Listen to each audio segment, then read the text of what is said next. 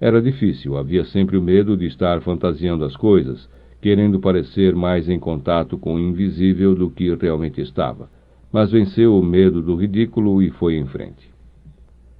Hoje estava acontecendo algo diferente. Já não fazia aquilo por obrigação como nos primeiros dias. Estava gostando, e começava a se sentir segura. Uma onda de segurança ia e voltava, e Chris tentou desesperadamente agarrar-se a ela. Para manter a onda perto, precisava falar. Qualquer coisa que lhe viesse à mente. Vejo essa terra. Sua voz era pausada, calma, embora segundamente aparecesse de vez em quando, dizendo que Paulo devia estar achando tudo aquilo ridículo. Estamos num lugar seguro, podemos ficar aqui de noite, olhar as estrelas deitados no chão e conversar sobre anjos. Não existem escorpiões, cobras ou coiotes. Será que ele acha que estou inventando? Que quero impressioná-lo? Mas tenho vontade de dizer isso. O planeta reservou certos lugares só para ele. Pede para irmos embora. Nestes lugares, sem os milhões de formas de vida que caminham por sua superfície, a Terra consegue ficar sozinha. Também ela precisa de solidão, pois procura entender a si mesma. Por que digo isso? Ele vai achar que quero me exibir. Estou consciente? Paulo olhou em volta. O leito seco do rio parecia gentil, suave, mas inspirava terror, o terror da solidão total, da completa ausência de vida. Tenho uma oração, continuou Chris. A segundamente agora já não conseguia mais fazer com que ela se sentisse ridícula. Mas de repente teve medo. Medo de não saber que oração, não saber como continuar. E quando teve medo, a segundamente voltou o ridículo, a vergonha, a preocupação com Paulo. Afinal de contas, ele era o bruxo, sabia mais que ela, devia estar achando tudo aquilo falso. Respirou fundo. Concentrou-se no presente, na terra onde nada crescia, no sol que já estava se escondendo. Aos poucos a onda de segurança foi voltando, como um milagre. Tenho uma oração, repetiu. E irá ecoar claramente no céu quando eu vier fazendo barulho. Ficou algum tempo em silêncio, sentindo que dera o máximo de si, que a canalização acabara. Depois virou-se para ele. Fui longe demais hoje. Nunca tinha acontecido assim. Paulo passou a mão em sua cabeça e deu-lhe um beijo. Ela não sabia se ele estava fazendo aquilo por pena ou por orgulho. Vamos embora, disse. Respeitemos o desejo da terra. Talvez esteja dizendo isto para me dar um estímulo, para que continue a tentar a canalização, pensou. Entretanto, tinha certeza, alguma coisa havia acontecido. Não inventara tudo aquilo. A oração, perguntou ela ainda com medo da resposta. É um velho canto indígena, dos feiticeiros Ojibwe. Ficava sempre orgulhosa com a cultura do marido, embora ele dissesse que não servia para nada. Como podem acontecer estas coisas? Paulo lembrou-se de Jota falando sobre os segredos de alquimia no seu livro As nuvens são rios que já conhecem o mar. Mas teve preguiça de explicar. Andava tenso, irritado, sem saber exatamente por que continuava no deserto. Afinal de contas, já sabia como conversar com o anjo da guarda. CD 3. Você viu o filme Psicose? Perguntou para Chris quando chegaram ao carro. Ela confirmou com a cabeça. No filme, a atriz principal morre no banheiro logo nos primeiros 10 minutos. No deserto eu descobri como se conversa com os anjos no terceiro dia. E, no entanto, prometi a mim mesmo que ficaria 40 dias aqui, e agora não posso mudar de ideia. Mas tem as valquírias. As valquírias. Posso viver sem elas, entende? Ele está com medo de não encontrá-las, pensou Chris. Já sei conversar com os anjos, isto é que é importante. O tom de voz de Paulo era agressivo.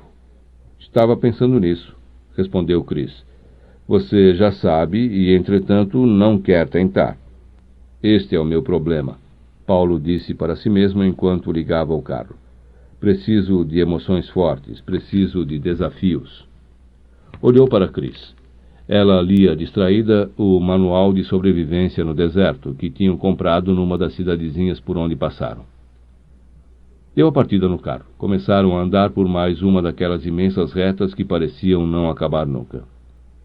Não é só um problema da busca espiritual, continuou pensando, enquanto alternava seu olhar entre Chris e a estrada. Estava farto do casamento, mesmo sabendo que amava a mulher. Precisava de emoções fortes no amor, no trabalho, em quase tudo o que fazia em sua vida.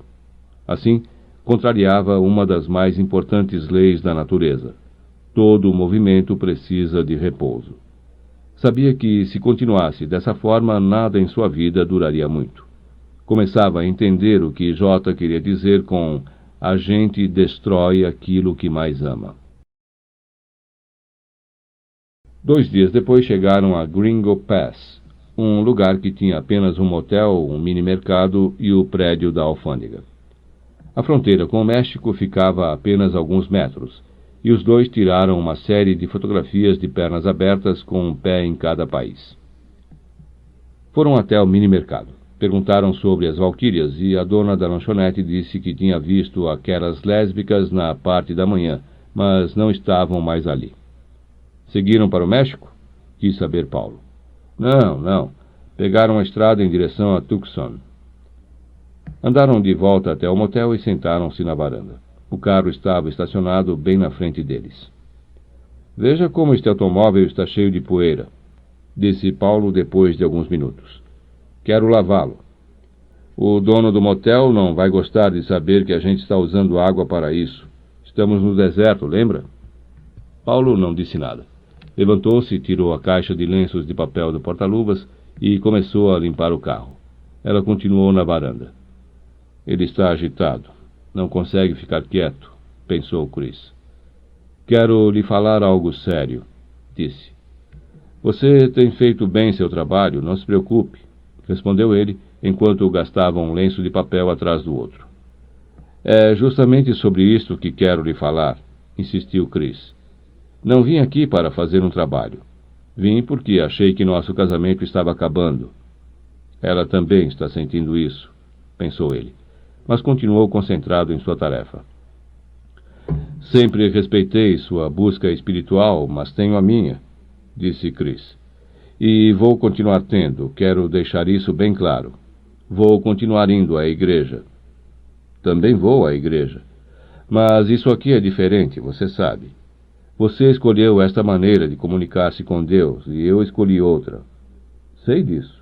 Não quero mudar. Entretanto, ela respirou fundo porque não sabia qual seria a resposta dele. Alguma coisa está acontecendo comigo. Eu também quero conversar com meu anjo. Levantou-se e foi até onde ele estava. Começou a catar os lenços de papel espalhados pelo chão. Me faz um favor, disse olhando no fundo dos olhos do marido. Não me abandone no meio do caminho. O posto de gasolina tinha uma pequena lanchonete na parte dos fundos. Sentaram-se perto da janela de vidro. Tinham acabado de acordar e o mundo ainda estava quieto. Do lado de fora, a planície, a imensa reta asfaltada e o silêncio. Chris sentiu saudades de Borrego Springs, de Gringo Pass e de Indio. Naqueles lugares o deserto tinha rosto, montanhas, vales, histórias de pioneiros e conquistadores. Aqui, porém, tudo o que podia ver era imensidão vazia. E o sol. O sol que daqui a pouco ia colorir tudo de amarelo, elevar a temperatura até 55 graus centígrados à sombra, embora não houvesse sombra, e tornar a vida insuportável para homens e animais. O rapaz veio atendê-los. Era chinês e ainda falava com sotaque. Não devia estar ali há muito tempo. Chris imaginou quantas voltas o mundo precisou dar para trazer aquele chinês até uma lanchonete no meio do deserto. Pediram café, ovos, bacon e torradas. E continuaram em silêncio. Chris reparou os olhos do rapaz. Pareciam fitar o horizonte. Pareciam olhos de quem tem a alma crescida. Mas não, ele não fazia um exercício sagrado ou tentava desenvolver-se espiritualmente. Aquilo era um olhar de tédio. O rapaz não estava vendo nada, nem o deserto, nem a estrada, nem os 2 fregueses que apareceram de manhã bem cedo. Limitava-se a repetir os movimentos que lhe haviam ensinado. Colocar o café na máquina, fritar os ovos, dizer posso ajudá-los ou obrigado, como se fosse um animal amestrado, sem sentimentos ou reflexos.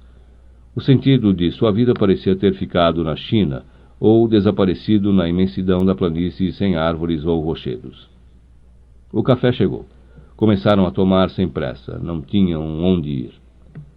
Paulo olhou o carro lá fora. De nada havia adiantado limpá-lo 2 dias atrás. Estava de novo coberto de poeira.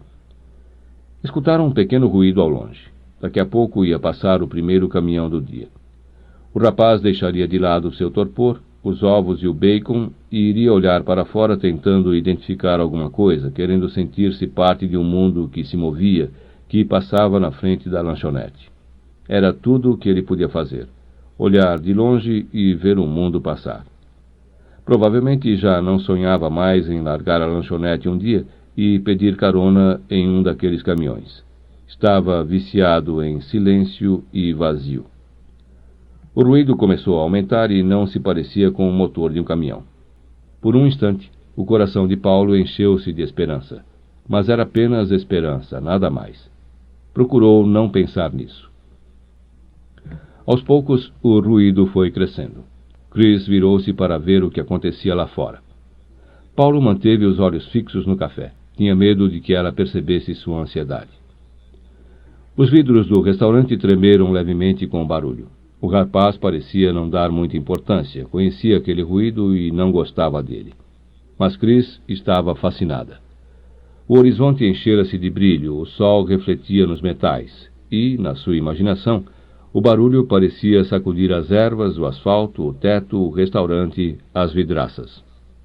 Com um estrondo, elas entraram no posto de gasolina, e a estrada reta, o deserto plano, a erva rasteira, o rapaz chinês, os 2 brasileiros que procuravam um anjo, tudo foi afetado por aquela presença.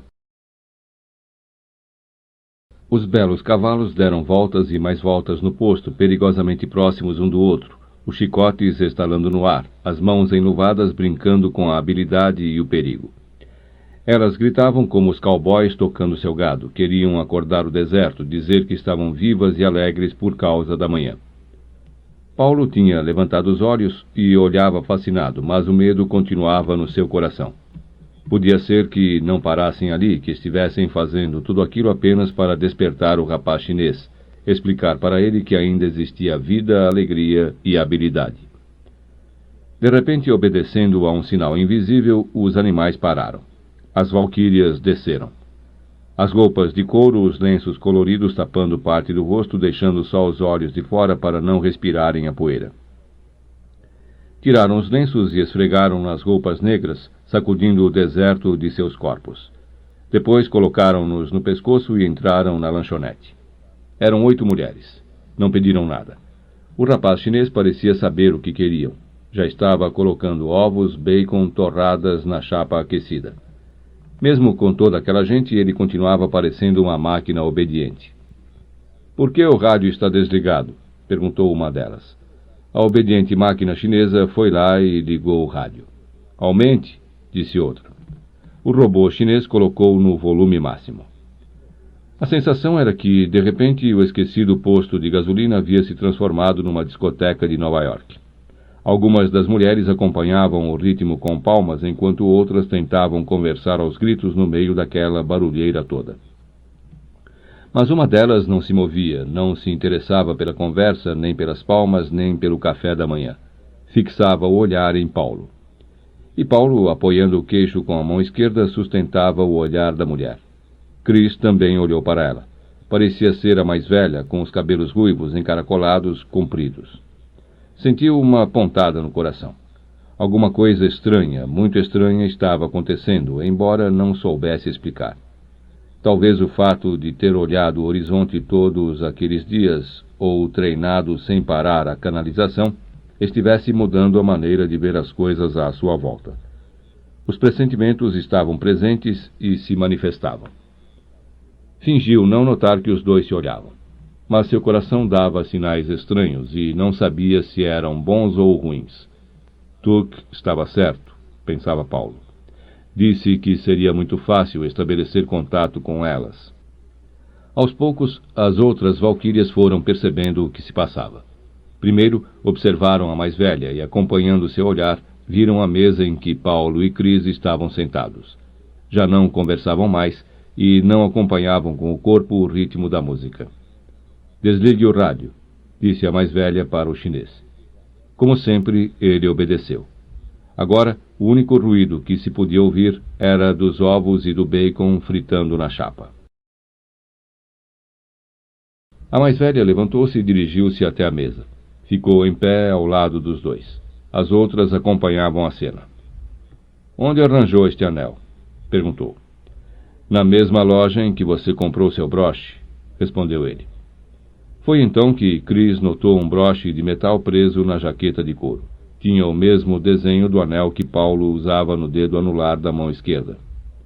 Por isso ele estava com a mão no queixo.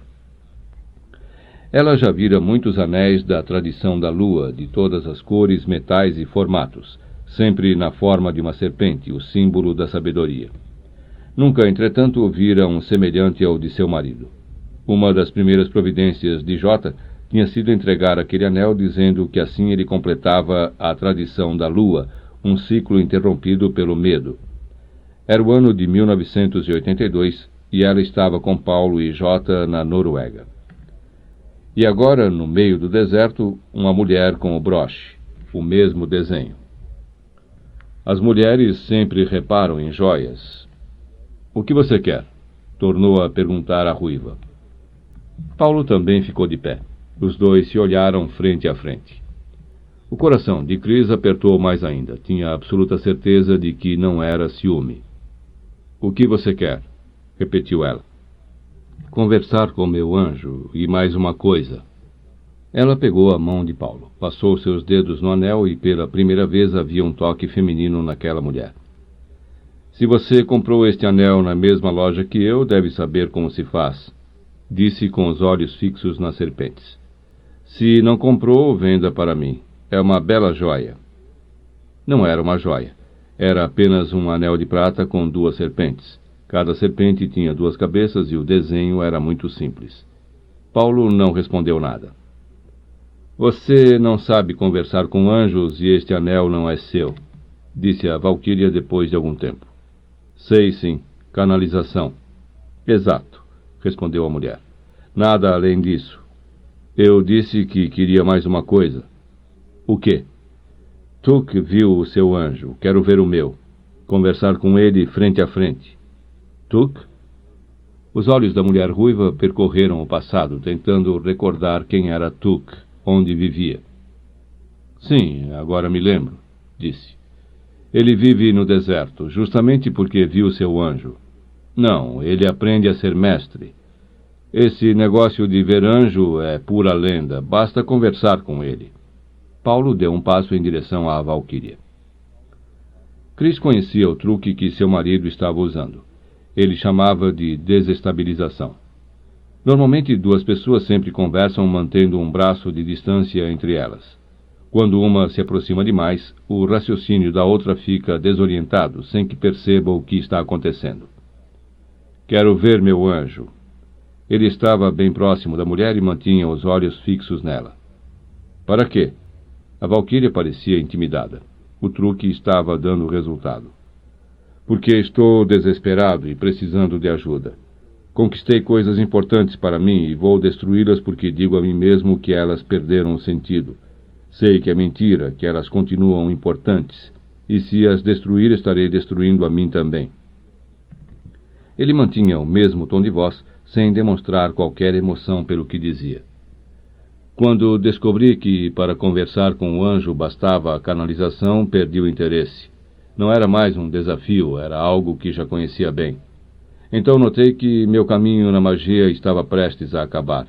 O desconhecido estava ficando familiar demais para mim." Cris estava surpresa com a confissão feita num lugar público diante de pessoas que nunca tinha visto. "Para continuar neste caminho preciso de algo maior", concluiu ele. Preciso de montanhas cada vez mais altas. A valquíria ficou um momento sem dizer nada. Também ela estava surpresa com a conversa do estrangeiro. Se eu lhe ensinar como ver um anjo, o desejo de buscar montanhas cada vez mais altas pode desaparecer, disse afinal. E isso nem sempre é bom. Não, nunca vai desaparecer. O que vai sumir é essa ideia de que as montanhas conquistadas são baixas demais. Vou manter aceso o meu amor por aquilo que consegui. Era o que o meu mestre estava tentando me dizer. Talvez ele esteja também falando de casamento, pensou Chris. A valquíria estendeu a mão para Paulo. Meu nome é M, disse ela. Meu nome é S, respondeu Paulo. Chris levou um susto. Paulo havia dado seu nome mágico. Pouquíssimas pessoas conheciam este segredo, já que a única maneira de se causar certo mal a um mago é usando o seu nome mágico. Por isso, só quem fosse de absoluta confiança poderia saber. Paulo acabara de encontrar aquela mulher, não podia confiar tanto nela. Entretanto, pode me chamar de Valhalla, disse a ruiva. Lembra o nome do paraíso viking, pensou Paulo enquanto lhe dava também um nome de batismo. A ruiva pareceu relaxar um pouco. Pela primeira vez olhou para Chris sentada na mesa. Para ver um anjo são necessárias 3 coisas, continuou a ruiva, voltando a olhar Paulo como se Chris não existisse. E além dessas 3 coisas é preciso ter coragem. Coragem de mulher, a verdadeira coragem, não a coragem de homem. Paulo fingiu não dar importância. Estaremos perto de Tucson amanhã, disse Valhalla. Venha nos encontrar ao meio-dia, se o seu anel for verdadeiro. Paulo foi até o carro, trouxe o mapa e Valhalla mostrou o lugar exato do encontro. O chinês colocou os ovos e o bacon na mesa e uma das valquírias avisou a ruiva que seu café da manhã estava esfriando. Ela voltou para seu lugar no balcão pedindo ao chinês para ligar de novo o rádio. Quais são as 3 condições para se conversar com um anjo? Perguntou ele quando ela ia saindo. Romper um acordo, aceitar um perdão e fazer uma aposta, respondeu Valhalla. Olhou a cidade lá embaixo. Pela primeira vez em quase 3 semanas estavam num hotel de verdade, com serviço de quarto, bar e café da manhã na cama. Eram 6 horas da tarde e costumava praticar o exercício de canalização a esta hora. Mas Paulo dormia profundamente. Chris sabia que o encontro daquela manhã no posto de gasolina havia mudado tudo. Se quisesse conversar com seu anjo, teria que agir por si mesma. Tinham conversado pouco na viagem até Tucson. Ela limitou-se a perguntar por que ele havia dito seu nome mágico. Paulo respondeu que Valhalla dissera o seu numa demonstração de coragem e confiança, e ele não podia ficar para trás. Podia ser que estivesse falando a verdade, mas Chris acreditava que, ainda esta noite, Paulo iria chamá-la para uma conversa. Era mulher, enxergava coisas que os homens não viam. Desceu, foi até a portaria e perguntou onde ficava a livraria mais próxima. Não havia. Era preciso ir de carro até um centro comercial. Ela ficou alguns minutos em dúvida. Terminou por subir de novo e pegou a chave. Estavam numa cidade grande. Se Paulo acordasse, pensaria o que todo homem pensa a respeito de mulheres, que tinha saído para olhar as lojas. Perdeu-se no trânsito algumas vezes, mas terminou descobrindo um gigantesco centro comercial, ou mall, como chamavam ali. Uma das lojas tinha um chaveiro na porta e ela mandou fazer cópia da chave do carro. Queria ter uma, apenas por segurança. Depois procurou a livraria. Folheou um livro e encontrou o que estava buscando. Valquírias, ninfas do palácio de Wotan. Não tinha ideia de quem fosse Wotan, mas não era importante. Mensageiras dos deuses conduziam os heróis à morte e depois ao paraíso. Mensageiras, como os anjos. Morte e paraíso, também como os anjos. Excitam os combatentes pelo amor que seu charme inspira em seus corações e pelo exemplo de bravura à frente das batalhas, montadas em corcéis rápidos como as nuvens e ensurdecedores como a tempestade. Não podiam ter escolhido um nome melhor, pensou. Simbolizam ao mesmo tempo a embriaguez da coragem e o descanso do guerreiro, a aventura do amor em luta, o encontro e a perda. Sim, com toda certeza, Paulo iria querer conversar com ela. Desceram para jantar no restaurante do próprio hotel, embora Paulo insistisse muito para saírem um pouco, conhecer uma cidade grande e encravada em pleno deserto.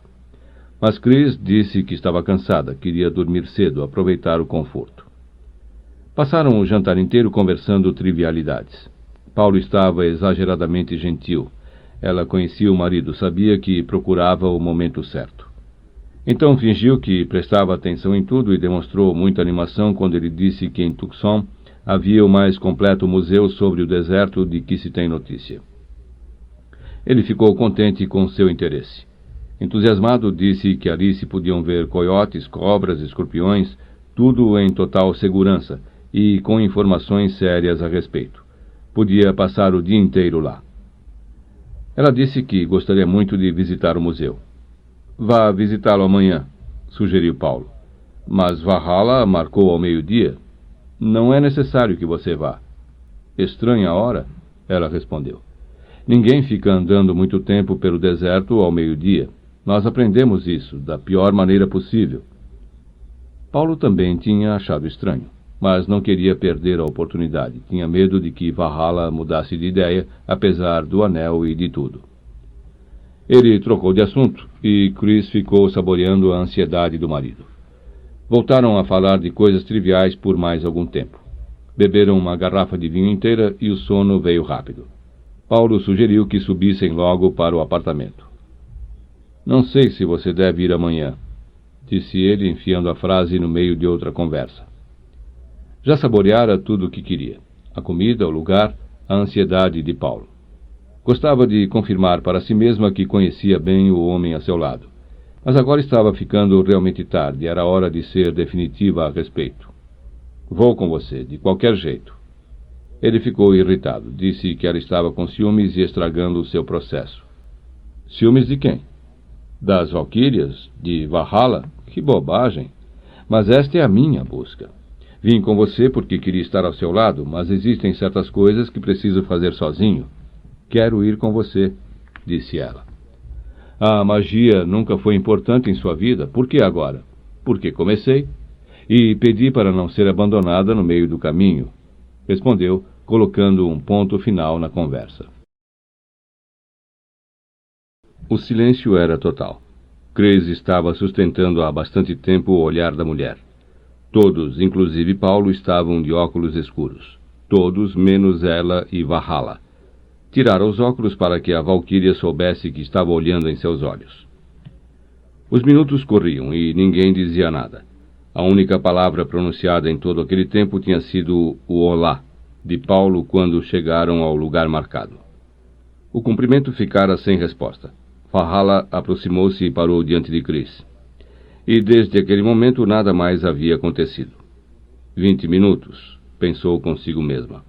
Mas não sabia exatamente quanto tempo se passara. O brilho do sol, o calor e o silêncio confundiam as coisas em sua cabeça. Tentou distrair-se um pouco.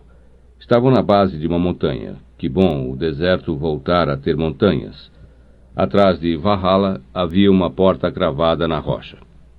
Começou a imaginar aonde levaria esta porta e notou que já não conseguia pensar direito, igual ao dia em que voltavam do Lago de Sal. As outras valquírias estavam num semicírculo montadas em cavalos silenciosos. Tinham os lenços na cabeça à maneira dos ciganos e dos piratas. Valhalla era a única com a cabeça descoberta. Seu lenço estava no pescoço. Parecia não dar importância ao sol. Não havia suor. A secura do ar era tão grande que todo o líquido evaporava-se imediatamente, como dissera Tuck. Chris sabia que estavam desidratando com rapidez. Embora tivesse bebido toda a água que podia, embora tivesse se preparado para o deserto ao meio-dia, embora não estivesse nua. Mas ela está me despindo com seus olhos, pensou. Não à maneira dos homens na rua, mas do jeito, do terrível jeito que as mulheres fazem quando... Havia um limite.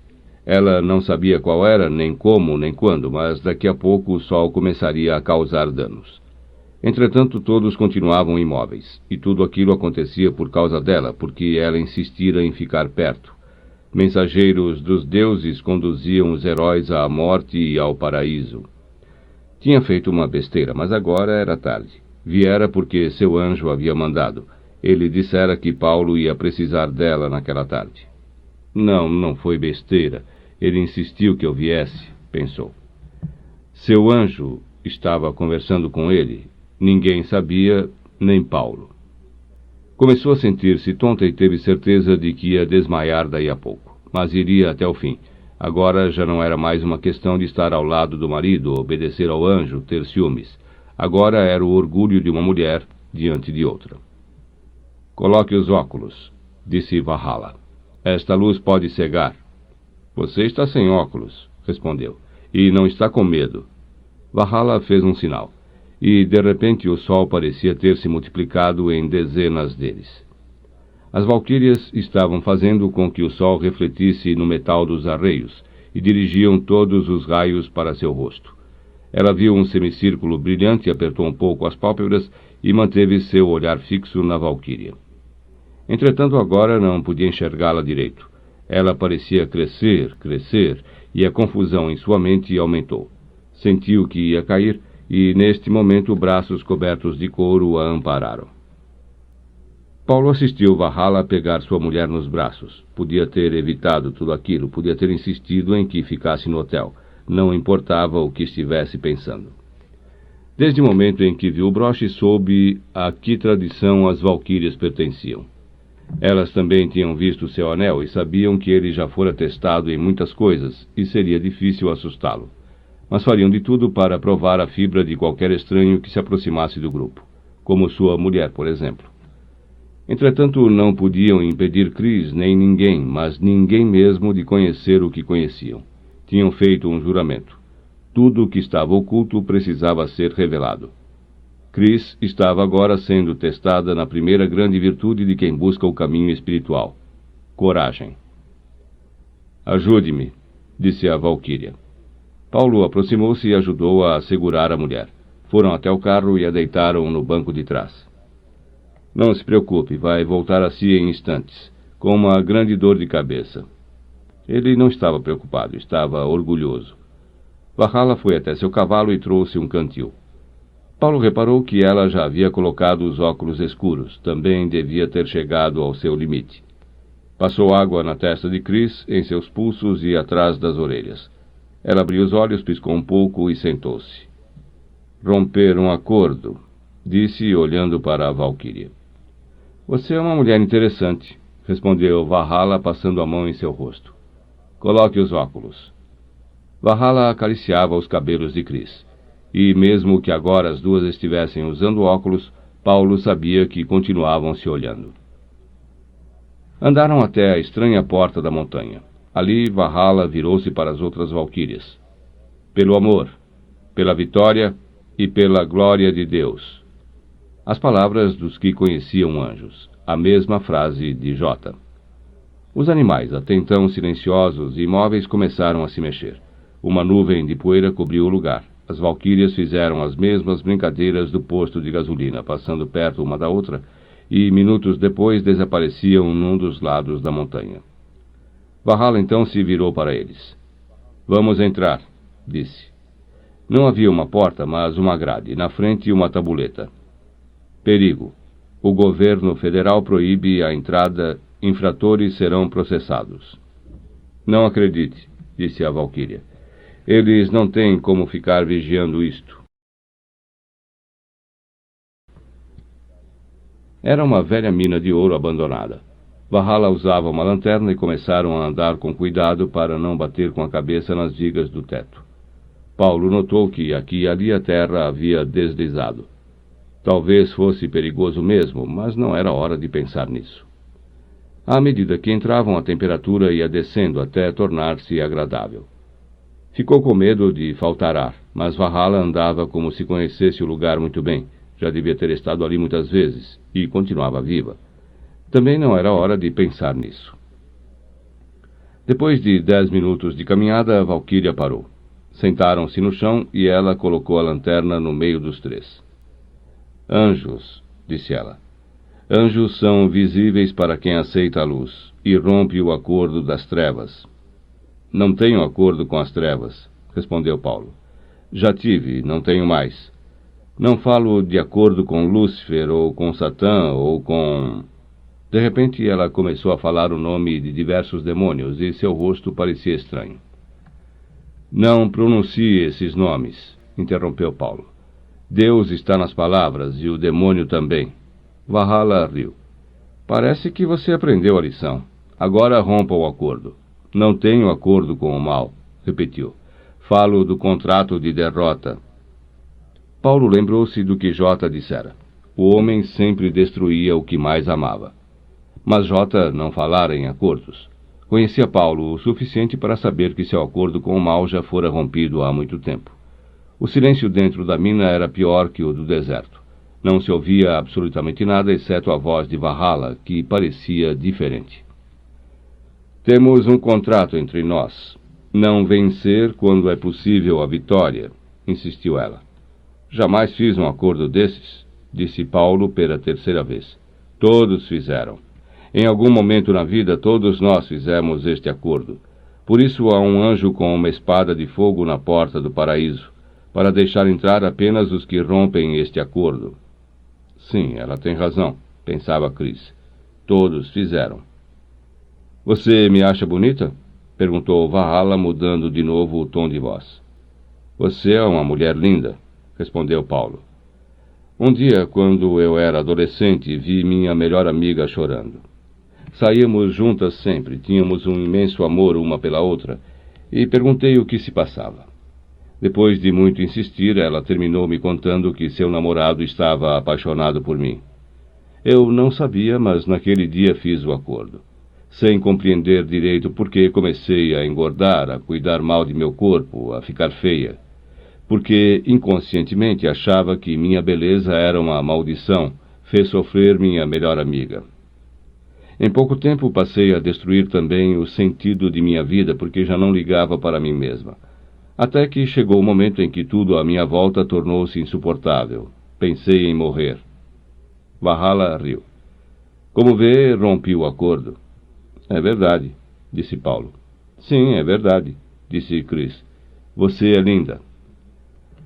Estamos no ventre da montanha, continuou a Valquíria. Lá fora brilha o sol e aqui tudo é escuro. Mas a temperatura é agradável, podemos dormir, não precisamos nos preocupar com nada. Aqui é a escuridão do acordo. Ela levou a mão ao zíper de seu casaco de couro. Rompa o acordo, disse. Pela glória de Deus, pelo amor e pela vitória. Começou a abaixar o zíper lentamente. Não usava nada por baixo. Os seios apareceram. E a luz da lanterna fazia brilhar entre eles uma medalha de ouro. Pegue, disse. Paulo tocou a medalha. O arcanjo Miguel. Tire do meu pescoço. Ele retirou a medalha e a manteve entre suas mãos. Segurem os dois a medalha. Não preciso ver meu anjo. Era a primeira vez que Chris falava desde que entraram na mina. Não preciso, basta conversar com ele. Paulo parou com a medalha na mão. Já comecei essa conversa, continuou Chris. Sei que posso e isso basta. Paulo não acreditou, mas Valhalla sabia que era verdade. Lera isto em seus olhos quando estavam do lado de fora. Sabia também que seu anjo queria que estivesse ali junto com o marido. Mesmo assim, precisou testar sua coragem. Era a regra da tradição. Está bem, disse a Valquíria. Com um rápido movimento, apagou a lanterna, e a escuridão foi completa. Coloque o cordão em seu pescoço, disse para Paulo, e segure a medalha com as mãos juntas em oração. Paulo fez o que ela estava mandando. Tinha medo de uma escuridão tão completa, lembrava coisas que ele não queria recordar. Sentiu que Valhalla se aproximava por detrás. Suas mãos tocaram a cabeça de Paulo. A escuridão parecia sólida. Nada, nem uma fresta de luz entrava ali. Valhalla começou a fazer uma oração numa língua estranha. Primeiro ele tentou identificar o que ela dizia. Depois, à medida que os dedos dela passavam por sua cabeça, Paulo sentia a medalha esquentando. Ele concentrou-se no calor em suas mãos. A escuridão se transformava. Várias cenas de sua vida começaram a passar diante dele. Luz e sombras, e, de repente, estava de novo na escuridão. Não quero me lembrar disso, pediu para a Valquíria. Lembre, seja o que for, procure lembrar-se de cada minuto. A escuridão mostrava-lhe terrores ocorridos há 14 anos. CD 4. Havia um bilhete em cima da mesa do café. Eu te amo, volto logo. Embaixo, ela havia colocado a data inteira. 25 de maio de 1974. Engraçado, colocar data em um bilhete de amor. Tinha acordado um pouco tonto, ainda surpreso com o sonho. Nele, o diretor da gravadora lhe oferecia um emprego. Não precisava de emprego. O diretor da gravadora é que funcionava como seu empregado, dele e de seu parceiro. Os discos estavam nos primeiros lugares em execução, vendiam milhares de cópias, e de todos os cantos do Brasil chegavam cartas. As pessoas queriam saber o que era a sociedade alternativa. Basta prestar atenção na letra da música, pensou consigo mesmo. Não era uma música, era um mantra de ritual mágico com as palavras da besta do Apocalipse sendo lidas atrás em tom baixo. Quem cantasse aquela música estaria invocando as forças das trevas. E todos cantavam. Ele e o parceiro já haviam preparado tudo. O dinheiro ganho com direitos autorais estava sendo aplicado na compra de um terreno perto do Rio de Janeiro. Lá, sem que o governo militar soubesse, recriariam o que quase 100 anos atrás a besta procurou fazer em Cefalo, na Sicília. Mas a besta fora expulsa pelas autoridades italianas. Ela errara em muitos pontos. Não conseguira discípulos em número suficiente. Não sabia como ganhar dinheiro. Dissera a todos que seu número era 666, que vinha criar um mundo onde os fortes seriam servidos pelos fracos, e a única lei seria fazer tudo o que se tivesse vontade. Mas não soube espalhar direito suas ideias. Poucas pessoas tinham levado suas palavras a sério. Ele e seu parceiro, Raul Seixas, bem, era completamente diferente. Raul cantava, o país inteiro ouvia. Eram jovens e estavam ganhando dinheiro. Sim, verdade que o Brasil vivia debaixo de uma ditadura militar, mas o governo estava preocupado com guerrilheiros. Não perdia seu tempo com um cantor de rock, muito pelo contrário. As autoridades achavam que aquilo mantinha os jovens longe do comunismo. Tomou o café e chegou à janela. Ia dar um passeio, depois encontraria o parceiro. Não tinha a menor importância que ninguém o conhecesse e que seu amigo fosse famoso. O que contava é que estava ganhando dinheiro. Isto permitiria que colocasse as ideias em andamento. As pessoas do meio musical e as pessoas do meio mágico, estas sabiam. O anonimato para o grande público era até engraçado. Mas de uma vez saboreou o gostinho de ver alguém comentando sobre seu trabalho, sem perceber que o autor estava perto escutando.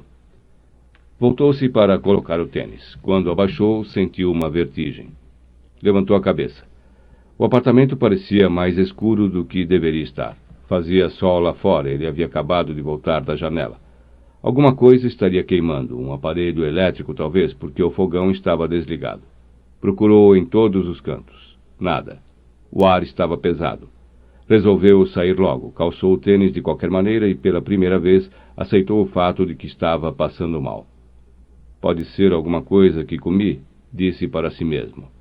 Mas quando comia alguma coisa errada, seu corpo inteiro dava o sinal, já conhecia isso.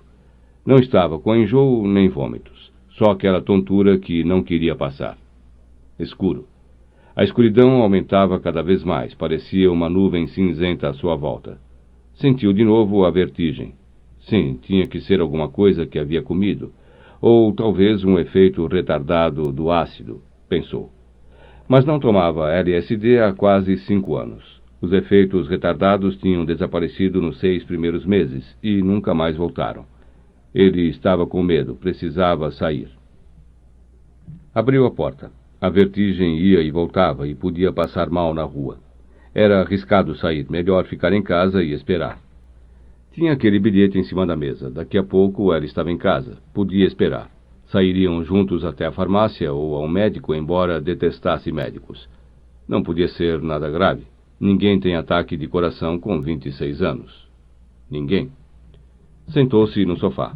Precisava se distrair, não devia pensar nela, senão o tempo demorava mais a passar. Tentou ler o jornal, mas a vertigem, a tontura, ia e voltava cada vez com mais força. Alguma coisa o estava puxando para dentro de um buraco negro que parecia se formar no meio da sala. Começou a ouvir barulhos, risos, vozes, coisas quebrando. Nunca tinha acontecido aquilo, nunca. Sempre que tomava algo, sabia que estava drogado, que era uma alucinação e passaria com o tempo. Mas aquilo era terrivelmente real. Não podia ser real. A realidade eram os tapetes, a cortina, a estante e a mesa do café ainda com restos de pão. Fez um esforço para concentrar-se no cenário à sua volta, mas a sensação de buraco negro à sua frente, as vozes, os risos, tudo continuava. Definitivamente, não estava acontecendo nada daquilo. Tinha praticado magia durante 6 anos, feito todos os rituais. Sabia que tudo não passava de sugestão, de efeito psicológico. Tudo jogava com a imaginação. Nada mais.